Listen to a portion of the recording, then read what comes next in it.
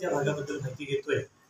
ज्यावेळी एखादा पदार्थ आपण तोंडावाटे ग्रहण करतो त्यावेळी त्याचं दाताच्या द्वारे चर्वण केलं जातं आणि त्याच्यामध्ये लाल ग्रंथी मिसळली जाते आणि ग्रासिकेच्याद्वारे अन्न खाली जठरापर्यंत पोचतं.